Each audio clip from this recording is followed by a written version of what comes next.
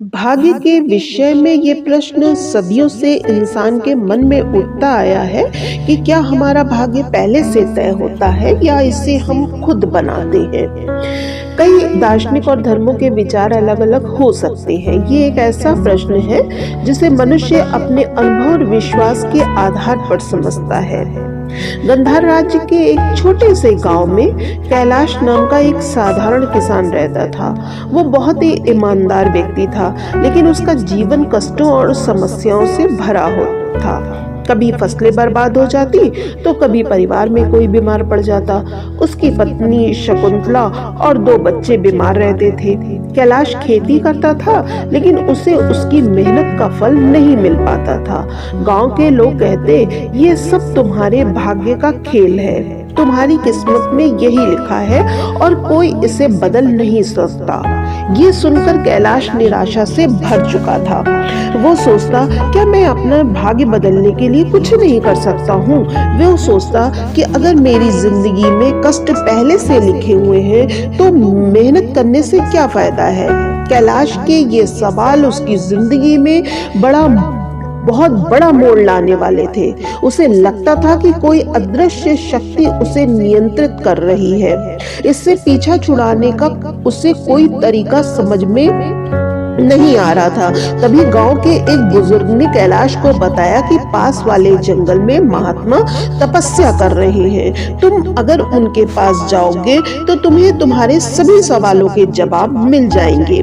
अगले दिन वो महात्मा से मिलने के लिए चल पड़ा। यात्रा बहुत कठिन थी, कभी भूखा सोना पड़ा तो कभी ठंड से कांपते हुए। कई बार उसके मन में आया कि ये प्रश्न का उत्तर जानने की जिज्ञासा को वो छोड़ दे, लेकिन बार बार उसका मन कहता था कि वो बिना अपने प्रश्नों का जवाब लिए हुए नहीं लौटेगा। कई दिनों के बाद कैलाश अंततः महात्मा के पास पहुंच गया। वहां हरियाली और अद्वितीय शांति थी। कैलाश ने महात्मा जी को प्रणाम किया और उन्हें बताया कि उसका जीवन कष्टों से भरा पड़ा है। सब कहते हैं कि ये मेरे भाग्य का खेल है। क्या मेरा भाग्य पहले से तय है, क्योंकि मैं इसे बदलने के लिए कुछ भी नहीं कर सकता। महात्मा ने कहा, तुम्हारे सवाल का उत्तर तुम्हारे भीतर है, लेकिन मैं तुम्हें एक कहानी सुनाता हूँ, तुम्हें तुम्हारे सारे सवालों के जवाब मिल जाएंगे। महात्मा ने कहानी सुनाई कि मान लो तुमने एक बीज बोया है। बीज एक पौधा बनेगा, फिर एक बड़ा सा वृक्ष। ये वृक्ष कैसा होगा ये इस बात पर निर्भर करता है कि उसे कितना पानी, सूरज की रोशनी और देखभाल मिलती है। अगर बीज को सही समय पर पानी मिलता है तो वो मजबूत वृक्ष बनेगा, और अगर नहीं मिलता है तो वो सूख जाएगा। तुम्हारा भाग्य भी इसी तरह काम करता है। तुम्हारे पूर्व जन्मों के कर्म बीज के समान है और तुम्हारे वर्तमान कर्म उसे पानी और पोषण देने वाले तत्व हैं। महात्मा ने कहा, भाग्य और कर्म एक दूसरे से जुड़े हुए हैं। भाग्य वो है जो तुम्हारे पिछले कर्मों का परिणाम है, लेकिन याद रखना ये पत्थर की लकीर नहीं है। तुम्हारे वर्तमान कर्म तुम्हारे भविष्य का निर्माण कर सकते हैं। अगर तुम सही दिशा में कर्म करोगे तो तुम्हारा जीवन में बदलाव जरूर आएगा। मान लो तुम्हारे पास एक नाव है, वो नदी की धारा में बह रही है। तुम्हारा भाग्य उस दिशा के समान है, तुम्हें एक दिशा में ले जा रही है, और तुम्हारे पास चप्पू भी है, तो तुम्हारा कर्म वो चप्पू है जो तुम्हें धारा के विपरीत दिशा में ले जा सकते हैं। कैलाश कुछ हद तक अब सारी बातों को समझ चुका था कि कर्म और भाग्य कैसे आपस में जुड़े हुए हैं। अब कैलाश ने महात्मा से पूछा कि अगर कर्म ही हमारा भाग्य बनाते हैं, तो अगर मैं आज से अभी से अच्छे कर्म करने लग जाऊं तो क्या मेरा भाग्य तुरंत बदल जाएगा। महात्मा ने कहा, तुम वर्तमान के महत्व को समझो। तुम्हारा वर्तमान कर्म तुम्हारे भविष्य का करता है, लेकिन ये प्रक्रिया धीरे धीरे होती है। जैसे बीज को वृक्ष बनने में समय लगता है, वैसे ही तुम्हारे पिछले कर्मों को बदलने के लिए धैर्य और निरंतरता की आवश्यकता होती है। सही कर्म करने से जीवन की दिशा अवश्य बदलती है। फिर महात्मा ने एक और कहानी सुनाई। एक किसान ने अपने खेत में बीज बोए। पहले साल बारिश न होने के कारण फसल नहीं हो पाई। किसान ने सोचा ये उसका भाग्य है। उसने हार नहीं मानी। अगले साल फिर बीज बोई और बारिश सही समय पर हुई। उसकी मेहनत रंग लाई और उसे बहुत अच्छी फसल मिली।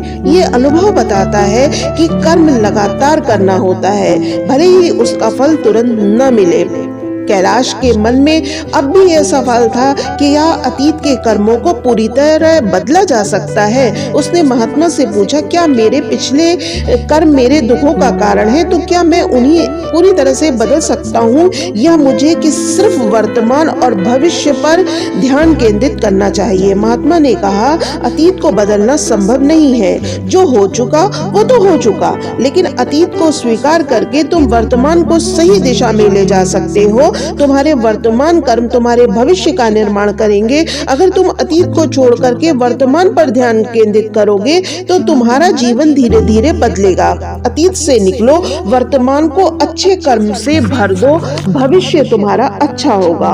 उन्होंने कहा, एक राजा के राज्य में ब्राह्मण था। वो काफी गरीब था। राजा ने ब्राह्मण को बुलाया और कहा कि तुम्हारा वर्तमान जीवन तुम्हारे पिछले कर्मों का परिणाम था। उन्होंने उसे धन दिया और कहा, तुम आज से सही दिशा में प्रयत्न करोगे तो तुम्हारा भविष्य जरूर बदल जाएगा। ब्राह्मण ने मेहनत शुरू कर दी और कुछ सालों में उसका जीवन पूरी तरह से बदल गया। वो गरीबी से बाहर आकर एक समृद्ध जीवन जीने लगा।